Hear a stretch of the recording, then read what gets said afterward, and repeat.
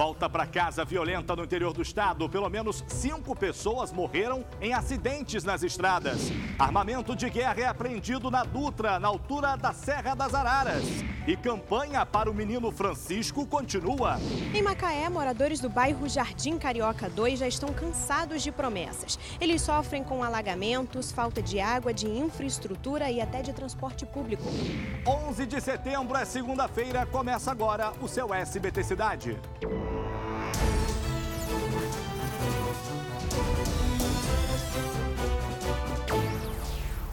Olá, muito bem-vindo, boa noite. O nosso programa vai até esbarrarmos no seu SBT Brasil com os principais assuntos de todo o estado do Rio de Janeiro, aí da sua região. E a gente começa falando dos acidentes, gente, que marcaram a volta do feriadão nas estradas do interior do estado. Olha, em Barra do Piraí, na BR-393, Cláudio Bispo dos Santos, de 56 anos, morreu após ter a motocicleta atingida por outro veículo que vinha em direção oposta. O acidente aconteceu na altura de Dorândia. Segundo a PRF, o condutor do carro estava alcoolizado, ele fez o teste de etilômetro e foi autuado por dirigir sob efeito de álcool. Quer dizer, foi só autuado, né? Na realidade, tinha que responder por homicídio aí, ou doloso ou culposo.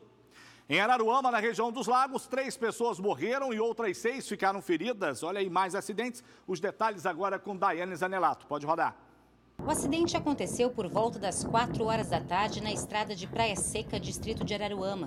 2 veículos bateram de frente, um deles capotou e parou em cima do outro carro. 2 mulheres morreram na hora e uma criança de 2 anos morreu a caminho do hospital. Segundo o Corpo de Bombeiros, outras 2 crianças de 7 e 2 anos foram resgatadas em estado grave pelo helicóptero do Corpo de Bombeiros, encaminhadas para o Hospital Estadual Alberto Torres, em São Gonçalo. Outras 4 pessoas também se feriram e foram levadas para a UPA de Araruama. As causas do acidente ainda estão sendo investigadas. As placas dos veículos eram de São João do Meriti e Niterói. Olha aí, a coisa foi feia nas estradas, na rodovia RJ 156, em Sumidouro, na Serra. Um acidente terminou com a morte de um homem e deixou 3 pessoas feridas. Esse acidente aconteceu no último sábado, envolvendo 2 motocicletas. De acordo com a polícia rodoviária, o motociclista que morreu, um homem de 41 anos, estava com uma criança na garupa, que teve apenas ferimentos leves. Na outra moto, um homem de 37 anos e uma mulher de 41 ficaram gravemente feridos. As vítimas foram atendidas no hospital de Sumidouro. A gente não tem informações sobre o estado de saúde delas. E um verdadeiro armamento de guerra foi apreendido em uma ação conjunta na rodovia Presidente Dutra, na altura da Serra das Araras, nesse final de semana. Fuzis, pistolas e munição saíram de São Paulo e seriam entregues a criminosos da favela da Rocinha, no Rio de Janeiro. A gente vai acompanhar agora com Caio Alex. Pode rodar. Foi uma ação conjunta entre os agentes das polícias rodoviária federal e civil da Delegacia de Desarme, que resultou na prisão de um homem e na apreensão de um carregamento de armas de guerra, farta munição e drogas neste domingo. Isso aconteceu na Serra das Araras, na altura da cidade de Piraí, no sul fluminense. Segundo os policiais, Felipe Marçal dos Santos da Silva foi parado na rodovia Presidente Dutra. Ele tinha saído do estado de São Paulo. Os policiais fizeram uma varredura e encontraram um verdadeiro arsenal dentro do carro. Ele foi preso em flagrante. Foram apreendidos 3 fuzis, uma pistola, carregadores de fuzil, munição para fuzil, pistola, drogas. O criminoso afirmou, segundo os policiais, que o material seria levado para os traficantes da favela da Rocinha, em São Conrado, na zona sul do Rio. Ele foi autuado pelos crimes de tráfico de drogas, associação ao tráfico e porte ilegal de armas e de munição de uso restrito. E a gente não faz ideia da quantidade de armas, munições que entram no estado do Rio de Janeiro. São as rodovias, as rotas do crime. Né? A Dutra, então, nem se fala. Muita coisa vem de São Paulo para cá e de outros estados, até do sul do país. E em Búzios, um homem foi encontrado morto dentro da própria casa no bairro Rasa. Hélio Pereira Campos, de 54 anos, estava com várias marcas de tiros. A polícia não descarta nenhuma hipótese para o assassinato. Quem tiver qualquer informação para ajudar na polícia, pode passar de forma anônima para o Disque Denúncia. O número está aí na tela para você, é o 22-26-430-190. Aliás, 2643-0190. Ficou melhor para você anotar aí, tá bom? Vamos colaborar com as investigações, tentar colocar atrás das grades o criminoso ou os criminosos, né?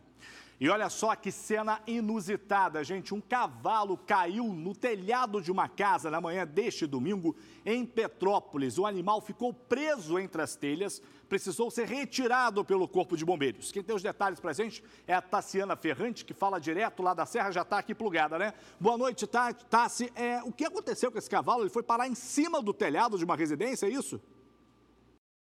Boa noite, Salutiel. Boa noite a todos. Os moradores informaram que não sabem para onde o cavalo foi levado depois de ter sido resgatado pelo Corpo de Bombeiros e nem quem é o dono do animal. O cavalo caiu no telhado de uma casa no bairro Jardim Salvador neste domingo por volta das 6h30 da manhã. Nas imagens feitas pelos próprios moradores, é possível observar que ele ficou bem machucado, principalmente nas patas traseiras e no quadril. Também dá para ver nas imagens que o cavalo aparenta estar muito magro e fraco. Ainda segundo os moradores, é comum que cavalos circulem pelas ruas do bairro em busca de alimentos, colocando em risco principalmente quem circula por lá de carro. Salutiel. Obrigado, Tassi, pelas informações. Pena do animal, né? Ainda bem que ninguém ficou ferido, mas uma cena muito inusitada. Imagina você acordar um animal desse porte em cima do telhado da sua casa. Muito bem, olha, tem informações fresquinhas chegando pra gente agora. Karine Cerqueira, nossa editora, está passando aqui. Tem notícia que acabou de acontecer, a gente fica sabendo agora em primeira mão. Veja só.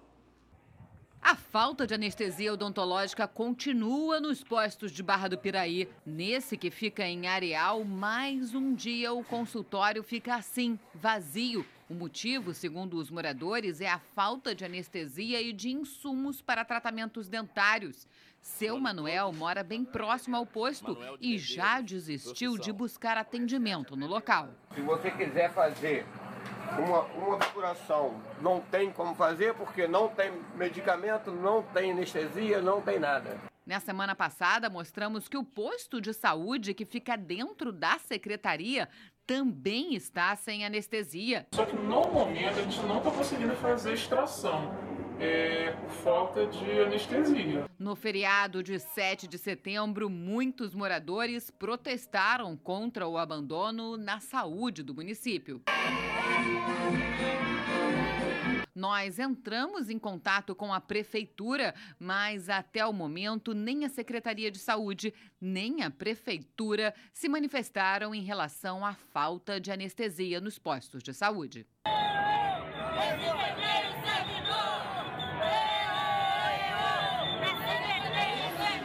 Daqui a pouco a gente volta com outras notícias do interior do estado e, claro, você continue ligado com a gente. De volta do intervalo para falar de mais problemas em Macaé, no norte do estado. Por lá, mais uma vez, moradores reclamam da falta de atenção do poder público. A população do Jardim Carioca denuncia o abandono do bairro. Falta infraestrutura, área de lazer, água e o transporte público, meu amigo, está precário. Por isso a gente vai acompanhar na reportagem de Bárbara Storck. Roda. A falta de asfalto, manutenção e infraestrutura geram reclamações e mais reclamações. Quando chove é muita lama. E quando está fazendo sol é muita poeira. Pessoal, tudo, minha filha tem bronquite asmática, é um sofrimento. Ninguém aguenta sofrimento. É sofrimento mesmo. Essa é a realidade do bairro Jardim Carioca 2, em Macaé. Por aqui, os moradores não têm área de lazer, as crianças ficam na rua mesmo. E até a água, ou melhor, a falta dela, tem causado dor de cabeça. Tem 2 semanas sem cair uma gota d'água. Essa semana a gente comprou 2.000 litros. R$35 cada 1.000 litros. E não é só isso não. Uma das maiores reclamações dos moradores é quanto ao transporte público. Ônibus por aqui só de 45 em 45 minutos e nem ponto existe. Eles têm que ficar aqui, na beiradinha da pista, debaixo do sol, correndo risco ainda de serem atropelados, esperando. Muito perigoso, muito mesmo. Mais de 20, 30 crianças que atravessam para apanhar o ônibus aqui, é horrível aí, nesse trânsito horrível aí. Urgente botar uma faixa aqui para essas crianças atravessar. Por meio de nota, a SEDAI informou que uma equipe vai ao local vistoriar a rede. Já a Prefeitura de Macaé não respondeu à nossa solicitação. E a gente vai ser chato, sim, vai bater na mesma tecla, sim. Macaé, capital do petróleo, esses são os bairros de Macaé. É dessa forma que vocês empregam o dinheiro dos royalties, apesar da baixa na arrecadação, vocês continuam tendo royalties. É o que eu digo aqui, o mundo continua sendo movido por petróleo. E por lá, em Macaé, começaram as inscrições para o processo seletivo da Prefeitura. 1.300 vagas estão sendo disponibilizadas. Os salários variam de R$1.000 a R$7.000. Com a crise, milhares de pessoas, é claro, estiveram no local em busca de uma oportunidade. A fila para inscrição começou a ser formada ainda na noite de ontem. Vamos acompanhar com Bárbara Storck mais uma vez. Veja só. Um verdadeiro mar de gente no Centro de Convenções de Macaé, todos em busca de um emprego, assim como Dona Marlilda, que já está desempregada há 10 anos e chegou cedo aqui. Tem que correr porque para conseguir alguma coisa, porque a gente tem que levar alimento para casa, tem as despesas de casa. A fila começou a se formar ontem, por volta das 10 da noite. As pessoas se viravam até com cadeiras de praia. Isso tudo porque foram abertas as inscrições para o processo seletivo da Prefeitura de Macaé. São 1.300 vagas com salários que variam entre R$1.000 e R$7.000. Esse processo seletivo chegou a ser suspenso no dia 17 de julho, depois que o Ministério Público do Rio de Janeiro apontou algumas irregularidades. Mas no dia 1º de setembro, a Justiça suspendeu a liminar que impedia a realização do processo, o que deixou todo mundo muito mais tranquilo. Por enquanto nós estamos autorizados a seguir o processo, não tem nada que nos impediu e nós estamos seguindo o trâmite conforme orientado pelo jurídico da Prefeitura. As provas vão ser realizadas nos dias 23 e 24 de setembro e a previsão para o início do trabalho é 2 de outubro. Janine está desempregada há quase 4 anos, chegou às 7 horas aqui e está otimista. Estou estudando, entrei no edital, estou estudando para poder conseguir tirar uma nota boa. A Alessandra está sem emprego desde 2015. Trouxe até o filho de apenas 7 meses junto. O marido, também desempregado, ainda estava na fila. Segundo ela, todo o sacrifício vai valer a pena. A gente vai conseguir. O bebê não é empecilho, não. A gente tem que dar um melhor para os nossos filhos, né? Então a gente tem que correr atrás mesmo. Não sei não, mas parece que esse concurso ainda vai dar mais problemas aí na Justiça. Não sei, né? Tomara que não. E as vagas vão do nível básico ao superior. As inscrições vão até amanhã pelo site da Prefeitura. O candidato, gente, deve imprimir a ficha e levá-la para inscrição presencial junto de documentos pessoais originais. Vamos para a região dos Lagos. Em Cabo Frio, os servidores e a Prefeitura ainda não acertaram os ponteiros em relação aos atrasos. Isso aí, mais uma vez, houve paralisação. Por isso, a gente vai agora conversar com a Daiane Zanelato, que já está aqui conectada com a gente via Skype, direto lá da redação na Baixada Litorânea. Muito boa noite, Daiane. Quer dizer, mais uma vez, a cidade para por conta de problemas com os servidores, Daiane. Isso mesmo, Salu, boa noite a todos. Olha, alguns servidores da educação, saúde e administrativa estiveram hoje pela manhã na porta da Secretaria da Fazenda reivindicando os salários que deveriam ter caído no 5º dia útil, mas isso não ocorreu, além dos débitos que são pendentes desde 2015. Os trabalhadores também querem derrubar um decreto anunciado na semana passada pela Prefeitura de Cabo Frio, onde ficou suspenso por pelo menos 180 dias o pagamento de gratificações adicionais de horas extras. Algumas escolas municipais não funcionaram hoje pela manhã. Por meio de nota, a Prefeitura de Cabo Frio informou que o pagamento será efetuado nos próximos dias e que os serviços municipais não foram afetados. Os profissionais de educação estão reunidos nesse momento em assembleia para decidir os rumos dessas paralisações. Já os da saúde devem se reunir amanhã, Salucel.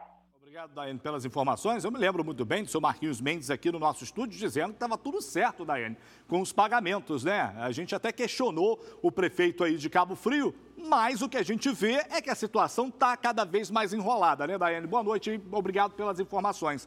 É um absurdo o servidor público de Cabo Frio continuar sendo tratado dessa maneira. Mais um break, eu volto já com outras notícias.